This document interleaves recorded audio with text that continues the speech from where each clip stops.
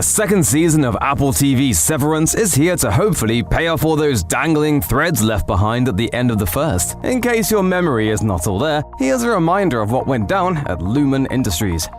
The show's title refers to a procedure every employee who works on the severed floor at Lumon has to undergo as a security condition of working there. A training video shown to a new employee in the macrodata refinement division, Helly played by Burt explains what it's all about. I have, of my own free accord, elected to undergo the procedure colloquially known as severance.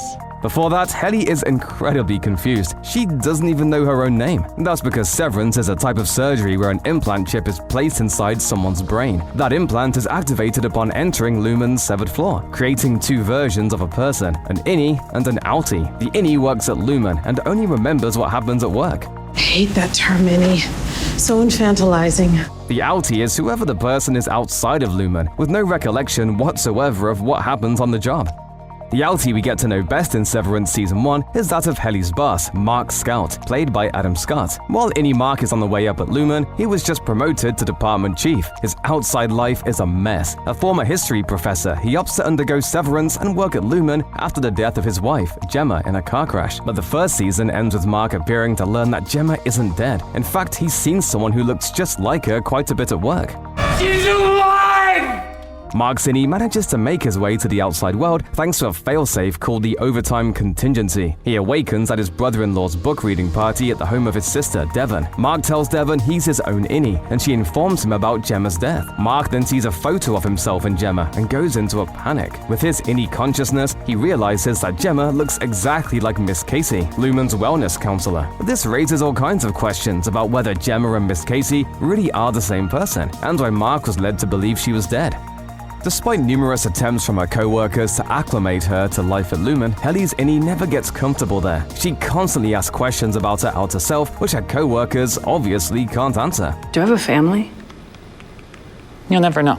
Over time, she tries increasingly drastic ways to get out of working there, including attempting suicide. Unfortunately for the high-ups at Lumon, there's a lot riding on Helly's severance experience going smoothly. Her outie's identity is purposefully not revealed until the season's last episode, in which, again, thanks to the overtime contingency, her Innie awakens at a gala to celebrate her undergoing the severance procedure. Out there, she's Helena Egan, the daughter of Lumon CEO James Egan. She allowed herself to be severed as a means to get the procedure legalized and disprove the many critics who call it unethical. Lumon's corporate culture doesn't just respect the company's executives, it reveres them. There's an entire wing of the company's headquarters devoted to near-religious worship of Lumon founder Kia Egan and his successors. So it's definitely a shock when Innie Helly, speaking as outie Helena Egan, begins railing against severance as being inhumane. We're not happy. We're miserable. Almost assuredly, the fallout from her remarks will play a big role in Season 2.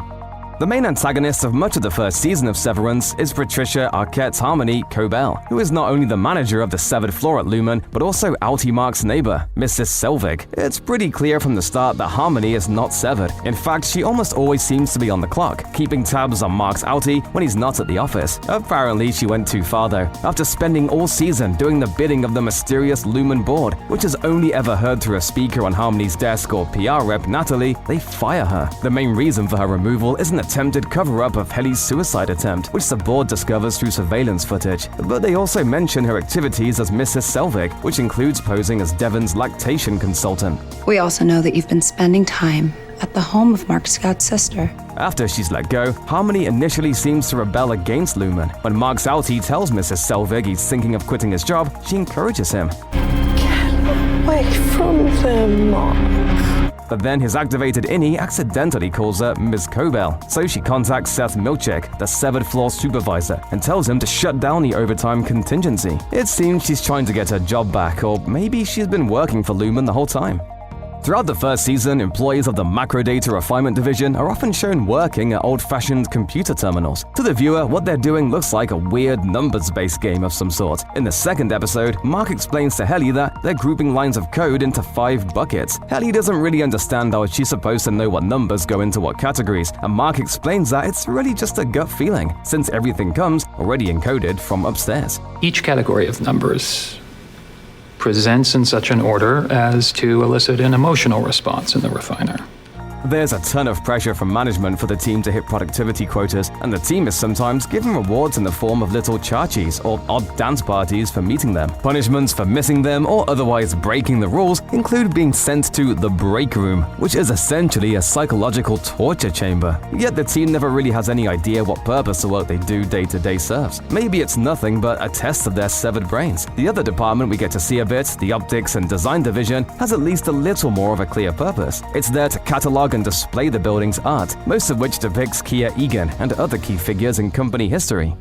It's pretty quickly revealed that Mark's promotion to department chief is a result of the sudden departure of the former head of macro data refinement, Petey Kilmer. On the outside, Petey finds outie Mark and explains that he reintegrated from its severance thanks to some mysterious helpers. But the reintegration causes a severe illness that makes Petey woozy and experience hallucinations. Mark is confused by all of this since only his Innie knew Petey, but still allows Petey to stay in his house. Petey sees Mrs. Selvig and recognizes her as Harmony, so he leaves Mark's house, eventually collapsing at a gas station. He ultimately dies from his reintegration sickness, but leaves behind a cell phone. On the back of a photo in the office, Petey also leaves a map of the labyrinthine severed floor, which is forbidden by company rules. With a recreation of the map, Mark and Helly find a one-person department where a man is feeding baby goats. On the outside, Mark also goes to the concert of Petey's daughter's band and hears their anti-Lumon lyrics. After reading his brother-in-law Rickon's self-help book, which contains some anti-corporate messaging, Mark decides to answer Petey's phone. I want to understand.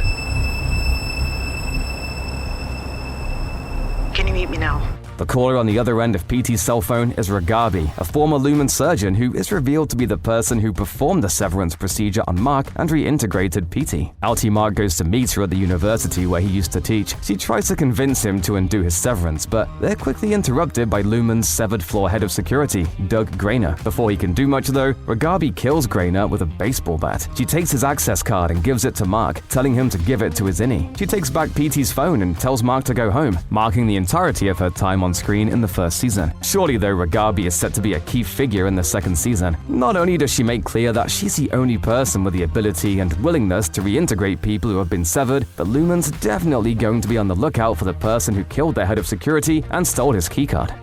Initially, Dylan George, played by Zach Cherry, is a macro data refinement team member most excited about getting quota perks, but his loyalty wanes over the course of the season. First, he becomes very curious about the inner workings of the optics and design division, which is much larger than it initially seemed. Milchick catches Dylan in surveillance footage, pocketing a card from O&D, and wakes up his Innie at home to confront him about it. In those few moments, Dylan's Innie sees his outie's son and becomes enraged at the office the next day that he doesn't know anything about his child.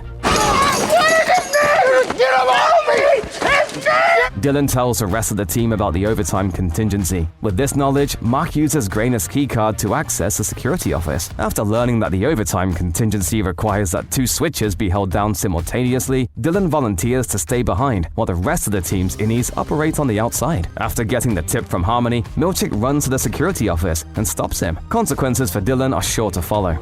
There are some signs in the first season of Severance that the title process may not be perfect. In particular, another macro data refinement employee, Irving, played by John Turturro, seems to remember at least flashes of his work life at Lumon on the outside. Looks at Irving's outie life are few and far between, but there is a quick look at the start of the 8th episode where we can see Irving spends much of his free time in his apartment, repeatedly painting a dark corridor leading to what looks like an elevator with a red light above it. Throughout the season, Irving sees black goo similar to the paint whenever he nods off at work. Later in that episode, we see full-on what that painting is based on. After Mark has his final wellness session with Miss Casey, where they don't seem to recognize each other from the outside, Harmony sends Miss Casey to what's referred to as the testing floor. Do you know if I'm happy up there? Of course.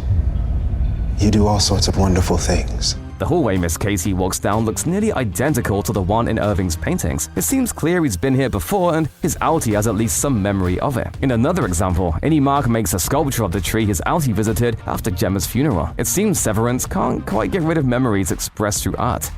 Burt Goodman, played by Christopher Walken, is the head of the optics and design division. Throughout the first season, he and Irving build a sweet romantic relationship that serves as one of the series' emotional cores. The audience really ends up rooting for these two senior gentlemen to find love with each other in the confines of Lumon. So it's all the more shocking when Irving discovers near the end of the 7th episode that Burt is retiring. This news, which Burt never shared, makes Irving furious. He lashes out at Milchick about how severed employees are treated, to the point where Burt has to make a case for Irving staying for the rest of the retirement party. While Irving behaves for the remainder of the gathering, he can't let go that the Burt he knows is effectively dead. Let's burn this place to the ground. When the overtime contingency is activated, Irving immediately goes searching for Burt's outie, only to discover that he's got a whole different life out there, with what looks to be a husband at home. Probably inadvisably, he goes to knock on the door anyway. One wrinkle that's only briefly touched upon in Season 1 of Severance, and could definitely be a much bigger factor in the second, is how the severance process is being used outside the confines of Lumon. In Episode 5, Devon goes to a lodge to give birth to a baby. There she meets Gabby, the wife of a state senator who is a proponent of legalizing severance. Devon happens to run into Gabby at a park in the next episode, but Gabby quite simply does not remember her. That weird interaction leads Devon to believe that Gabby's husband may have arranged a severance procedure for her to forget the pain of childbirth. She has 2 other kids, and this heavily implied she was severed for those births as well. Wow, 3 kids. Couldn't have done it without a little help. I mean, the idea that people would want to outlaw severance. If severance is being used for that, what other potential uses could there be? It seems inevitable that the answer is coming.